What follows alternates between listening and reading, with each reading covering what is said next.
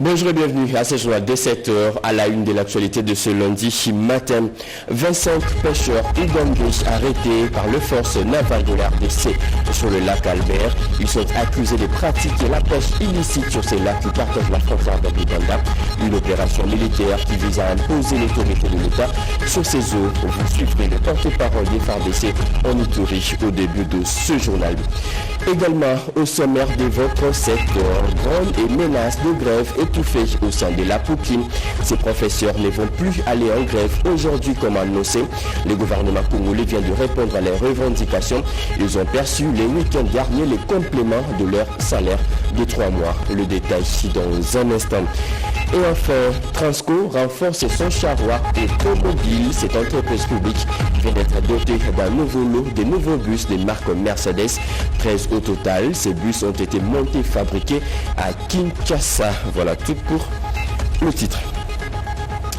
Mesdames et messieurs, encore une fois, bienvenue à vous sur le régional à la radio-télévision nationale congolaise.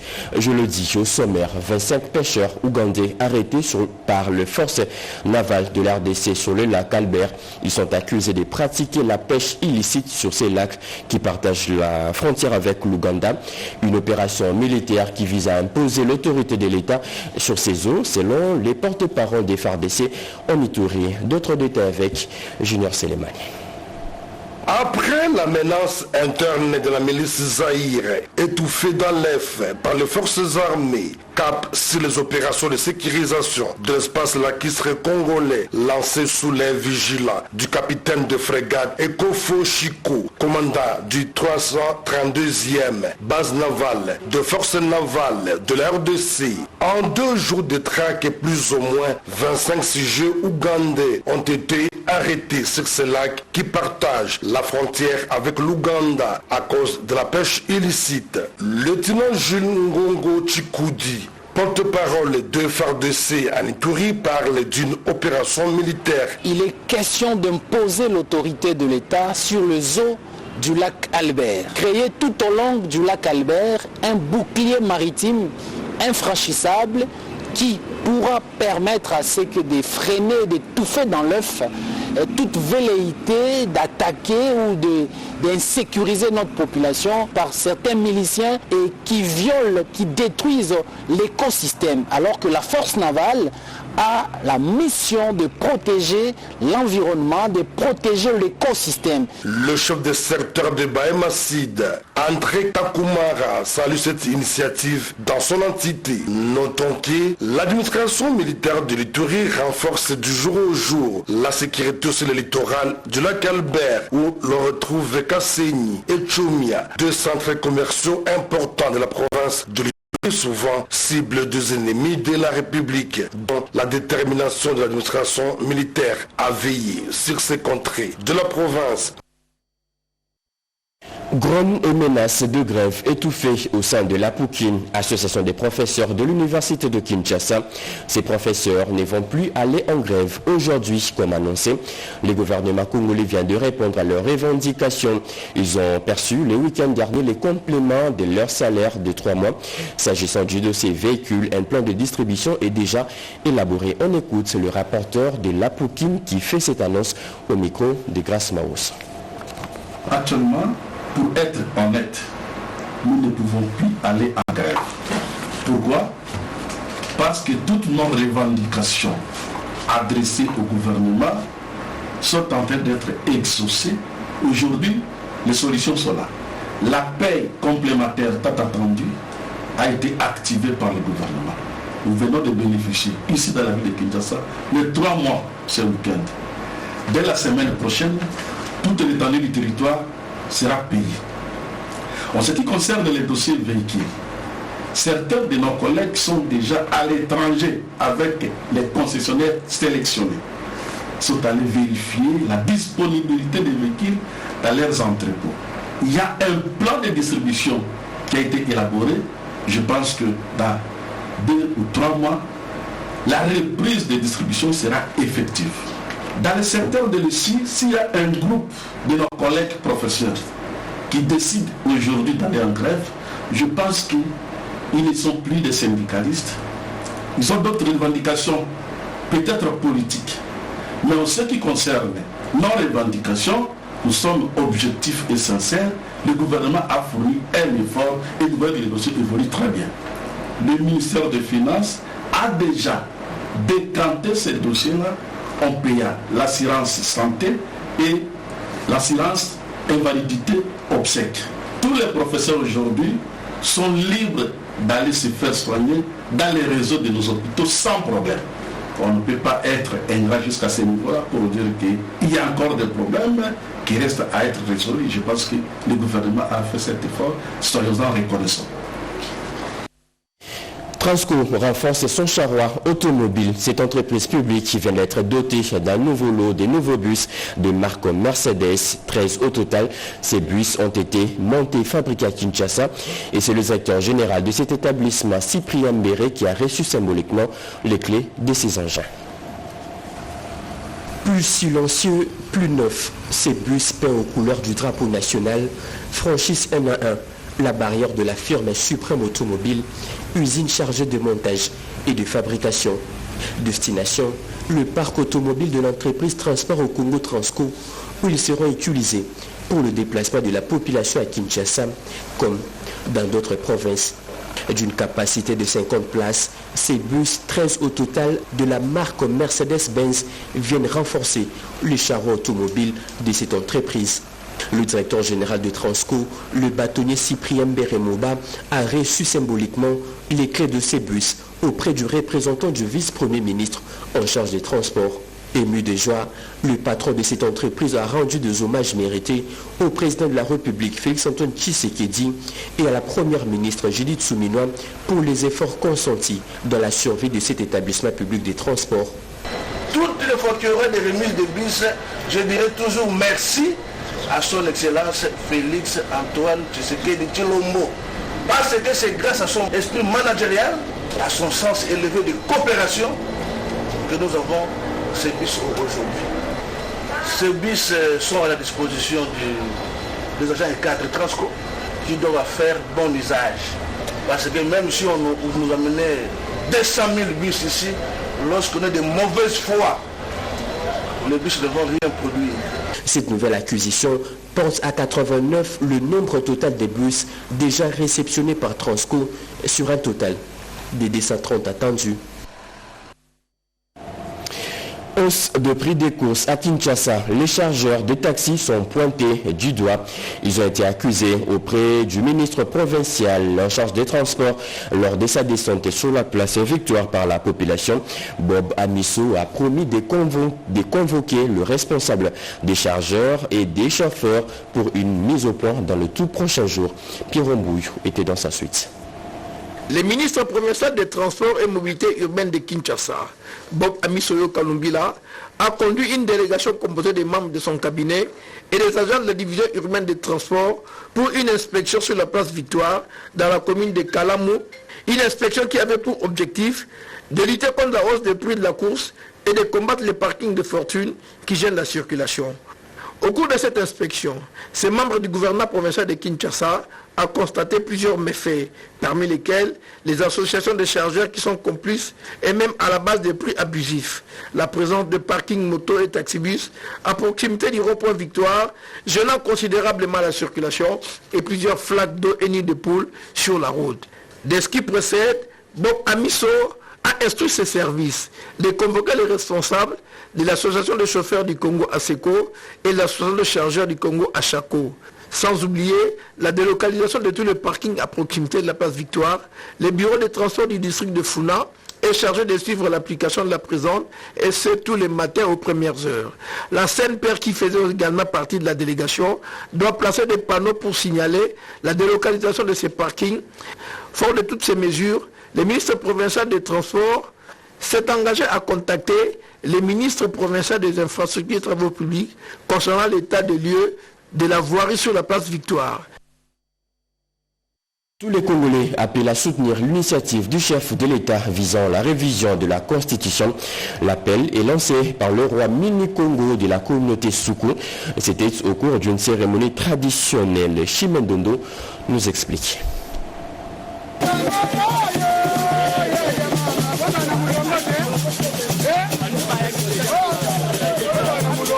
Le pouvoir ancestral de chaque pays doit être respecté et utilisé.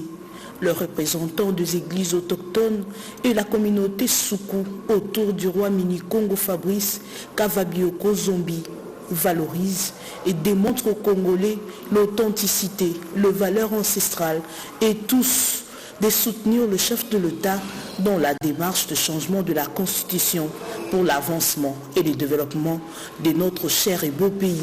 Nous demandons à tout le peuple congolais de soutenir le chef de l'État pour ces démarches qui est à notre avantage. Un papa à la maison, voilà où il y a de crébiches dans la maison pour arranger. Et le garant de la nation, nous devons l'aimer et le soutenir pour le développement de notre pays. La lingité opposition Yamboka Nangai, base la manipuler par le missionnaire, par le blanc. Les rois Mini-Congo demandent à tous les Congolais de cultiver la paix et l'amour pour le développement socio-économique de la République démocratique du Congo.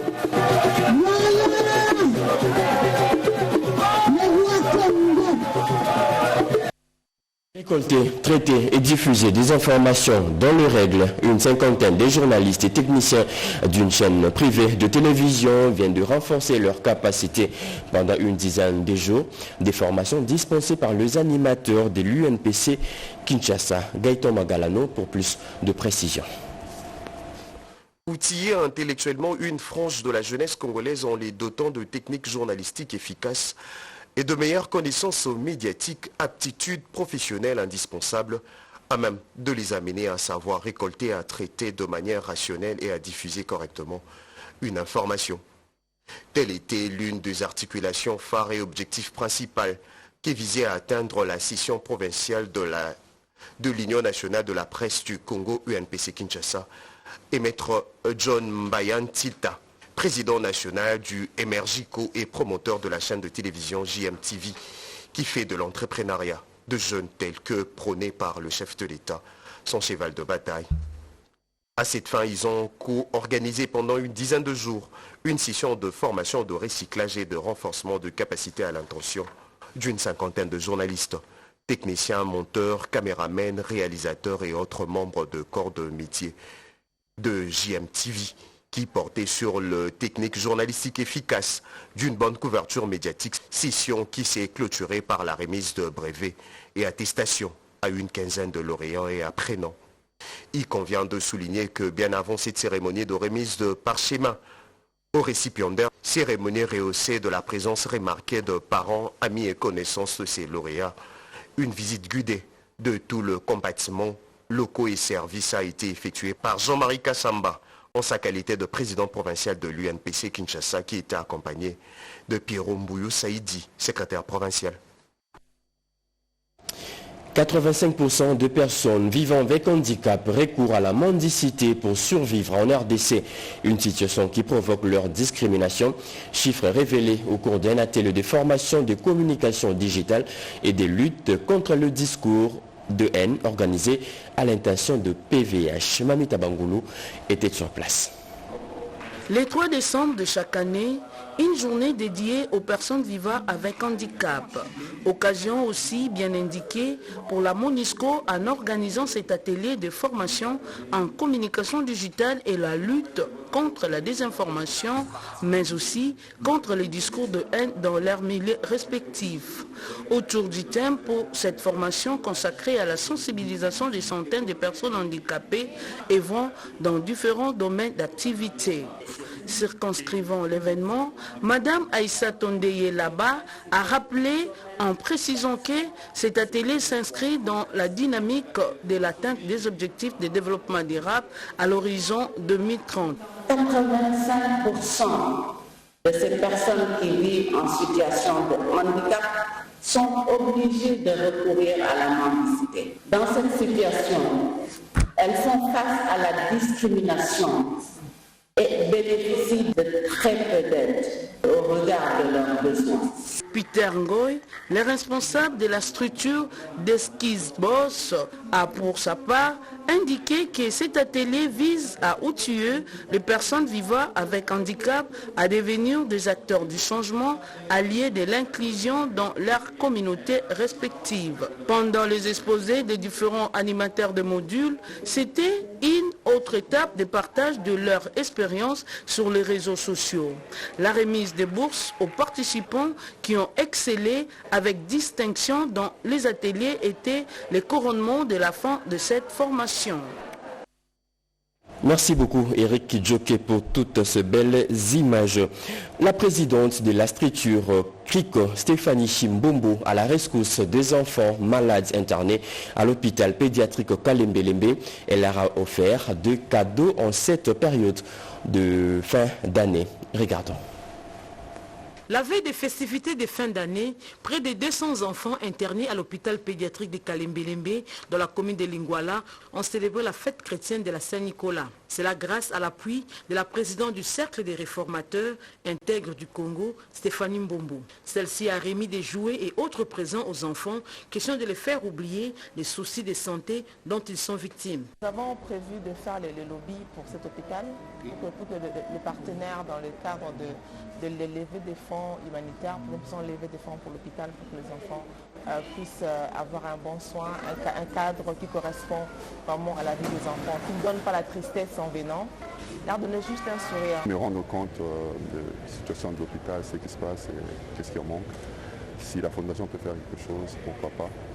Ce qui est important, c'est que nous avons vu, nous avons constaté ce qui manque et on va essayer de faire notre mieux pour essayer d'aider ton secteur.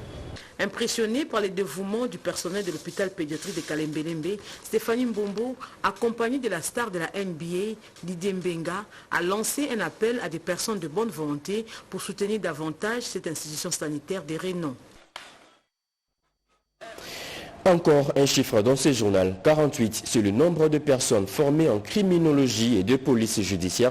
Une formation qui a duré 50 jours. Au terme de cette formation, les participants ont reçu de brevets, comme nous dit Gaëtan Magalan. Des brevets qui sanctionnent 50 jours de formation et 14 jours de stage à l'intention de ces lauréats. Formés en criminologie et de police judiciaire, ils constituent désormais une nouvelle élite congolaise pour une administration de qualité. Aujourd'hui, sans la réforme, c'est un peu compliqué. Il faut à chaque fois remonter des niveaux. Quand nous remontons des niveaux auprès des agents, ça donne une image meilleure pour notre administration. Et nous voyons demain. Aujourd'hui, c'est pour les OPJ, mais demain, il y a d'autres filières que nous allons envoyer les agents dans des formations, voire même à l'étranger, et les accompagner pour rendre une administration meilleure et forte. Bénéficiaire de la dite formation, elle estime disposer de connaissances adéquates pour répondre à un certain nombre de besoins de la communauté. C'est une formation qui nous a beaucoup aidés. On a appris beaucoup et puis nous nous sommes sentis à la fin de la formation vraiment équipés afin de faire le travail comme il faut.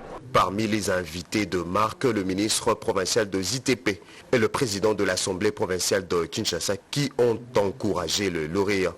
Retenez que cette cérémonie a été organisée dans le cadre de la promotion de droits humains et de développement durable organisée par le Centre international de formation en droits humains et développement en partenariat avec la division urbaine des infrastructures et de travaux publics de Kinshasa. Les diabètes en forte augmentation en RDC. Actuellement, plus d'1 million de personnes sont touchées par cette maladie. Comment assurer une meilleure prise en charge? Eh bien, le prestataire des soins de santé font leur comeback sur le banc de l'école pour renforcer leur capacité. Yolande Voka. Le renforcement de capacité du personnel médical commis à la prise en charge à l'accompagnement de patients du diabète est une urgence aujourd'hui en République démocratique du Congo. Plusieurs Congolais sont victimes de cette maladie dont les complications dangereuses nécessitent une véritable prise en charge médicale, d'où l'importance de ces forums. La médecine, dans ses différentes disciplines, est caractérisée par des innovations continue. Et donc une remise à niveau périodique et régulière est souhaitable pour permettre au personnel d'avoir des compétences qui puisse leur permettre de prendre correctement en charge les patients diabétiques. Il n'était pas aussi aisé de pouvoir prendre facilement en charge un diabétique sur terrain. Donc il était important que des formations supplémentaires soient administrées à ces personnes en cours d'emploi pour qu'ils soient à même de pouvoir prendre correctement les malades diabétiques en charge. Il est important de relever ici 1,4 million de personnes souffrent du diabète en République démocratique du Congo.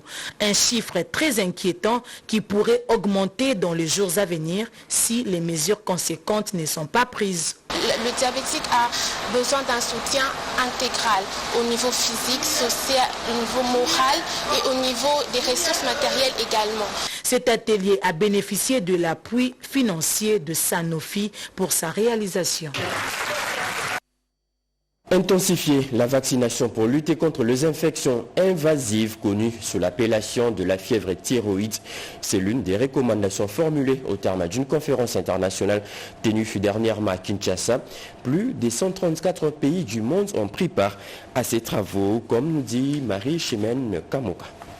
La réunion multi-acteurs de haut niveau sur les infections invasives à Salmonella typhi et non typhi ou la typhoïde a fermé ses portes le jeudi 5 décembre à Kinshasa. S'agissant de la RDC, en attendant la concrétisation de l'engagement pays soutenu par le ministre de la Santé, Hygiène et Prévoyance sociale Roger Kamba par l'entremise de son directeur de cabinet, Dr Romain Mouboyaï, les participants aux assises de Kinshasa venus de 134 pays, dont 24 pays africains, recommandent entre autres la poursuite des recherches scientifiques ainsi que la campagne de vaccination des enfants, adolescents et même les adultes touchés par les cas sévères en vue d'arrêter le taux croissant de la mortalité due à cette épidémie. Aujourd'hui, il a jugé bon d'inviter des partenaires d'un certain nombre de pays en Afrique au sud du Sahara qui partagent aussi les mêmes réalités pour pouvoir partager les données des activités de recherche. Mettre en place un consortium pour pouvoir continuer à discuter de cette question importante qui porte sur les salmonelloses et surtout discuter de bout en bout des solutions possibles pour pouvoir contrôler cette maladie. Au nom des participants, Dr José Mavuna Nkento, médecin-chef des zones de Kisantu, revient ici sur les prochaines étapes. Nous devons d'abord mettre le point sur la sensibilisation, la communication, pour que la population sache que cette maladie est une maladie très dangereuse. Avant de quitter la RDC, les participants ont visité l'INRB, Institut de recherche biomédicale. Les projets de loi portant principes fondamentaux relatifs à la justice transitionnelle, sujet au cœur d'un dialogue de haut niveau organisé par la Commission interinstitutionnelle d'aide aux victimes. Un atelier de haut niveau qui va dans le tout prochain jour donner un peu de zèle aux victimes de violences sexuelles liées aux conflits armés.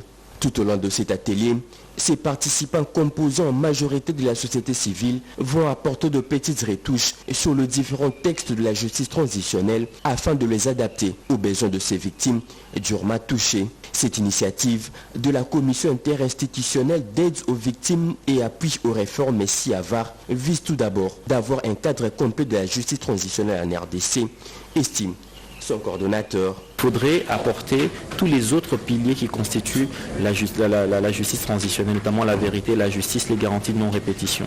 Voilà. Donc ça, c'est le but pour lequel nous nous rassemblons aujourd'hui sur 2 journées, c'est de recueillir les avis et considérations des uns et des autres pour avoir des textes qui reflètent le plus possible la réalité et qui répondent aux besoins, notamment des victimes qui sont au centre de toute cette idée. Lors de cette première journée, l'Alliance des plaidoyers pour de réparation a formulé des recommandations à la SIAVAR. Nous avons demandé à SIAVAR de pouvoir mettre en place un cadre d'échange permanent pour essayer de communiquer régulièrement sur le processus de réparation en République démocratique du Congo. Le texte finaux qui seront élaborés au terme de ces 2 jours de travaux tiendront aussi compte aux engagements pris par le chef de l'État, Félix-Antoine Tshisekedi Tshilombo, devant ces victimes de violences sexuelles liées aux conflits armés. Le monde de la culture congolaise honore un monument de la culture, Cheikh Fita, qui célèbre ses 50 ans de carrière littéraire et théâtrale et aussi ses 70 ans d'âge. Plusieurs de ses ouvrages ont été vendus à Kinshasa. C'était au cours d'une soirée de gala organisée en son honneur. Béatrice Chako. La culture, c'est l'identité d'une personne ou de toute la communauté. La culture joue un rôle important et déterminant dans l'éducation. Elle contribue à la réussite éducative et dans le développement des capacités de réflexion, du sens de critique et améliore l'apprentissage. Cheikh Fita, un monument et une référence pour les jeunes, il est le symbole qui incarne toute une culture. Je pense que c'est rare, c'est un oiseau rare, en quelque sorte, avoir 70 ans, et avoir une verve oratoire et écrire. Donc il a sa place même pour le débat actuel, révision, changement de la Constitution. Je crois que Cheikh Fita, c'est quelqu'un chez qui se reflète. À l'occasion de ce double jubilé, 70 ans d'âge et 50 ans d'écriture, cet homme d'écriture, la littérature et de la lecture a sensibilisé les jeunes sur le bienfait de la culture pour l'éveil des consciences en évitant l'ignorance. J'aimerais bien que mon parcours soit un exemple pour les jeunes. Je suis écrivain, metteur en scène de théâtre. J'ai publié des livres. Aujourd'hui, à RD Congo, le livre et le théâtre classique sont des secteurs sinistrés. La culture est la plus impactée, mais on ne doit pas baisser les bras. Et c'est pour ça que pour ce jubilé, j'ai décidé de faire une véritable campagne pour que les Congolais assistent au bon théâtre, le théâtre classique. La sœur professeure Florence Mbiamwadi, DG de l'Institut des Arts et Métiers, a offert un dîner digne à la hauteur de l'amoureux de l'écriture en compagnie de ses amis les plus proches, histoire d'encourager et d'honorer ces grands journalistes de renom et écrivains congolais. L'ambiance était de fête. Afin que tu bâtisses et que tu plantes, c'est le thème de la journée de prière pour la nation organisée le samedi dernier à Kinshasa. Cette initiative de l'église Les Corps du Christ avait pour but d'implorer la grâce divine pour le retour de la paix dans l'est de la RDC. Regardons. Un espace bien aménagé pour accueillir spécialement ces grands rendez-vous religieux. La première édition de la prière pour la paix, organisée par l'évêque Ben Kachama et la plateforme et confession ecclésiastique des églises du réveil de la RDC. Des moments d'intense prière pour implorer la grâce divine pour le retour définitif de la paix dans l'est de la RDC après plus de 3 décennies d'agression. Tenant le drapeau national, tous les pasteurs présents dans ces cultes écuméniques et ensemble avec le fidèle prient pour libérer le pays entre les mains des ennemis. Chants, danses, louanges et adorations étaient aussi au rendez-vous pour implorer le relèvement du Grand Congo. Nous croyons que le relèvement de ce pays doit être associé aux hommes de Dieu et à la spiritualité. Parce que le chef de l'État l'a déclaré en disant si est possible que nous puissions faire des prières pour faire cesser la guerre. Et nous croyons à cela. Nous voulons soutenir le chef de l'État dans cette vision d'accompagner les instances de la République par nos prières pour vaincre. Et nous croyons que le Congo vaincra. Avec le Seigneur Jésus, le Congo gagnera. Une première édition réussie, l'évêque Ben Kachama fixe rendez-vous au mois d'avril prochain au Palais du Peuple pour la 2e édition. C'est fini pour ce journal de 7h, journal coordonné par Erudis Kitutu, réalisé par Mamita Bangoulou, Jonathan Moubalama. La partie technique a été assurée par Henri Alimassi, Papi Vouélé, Alain Galia, José Dimonekene. Merci de nous avoir suivis. L'actualité continue sur nos antennes. Retrouvez à 13h30 sur Louisette Ntsakala. Moi, je vous retrouve demain à la même heure. Bon début de semaine à toutes et à tous. Au revoir.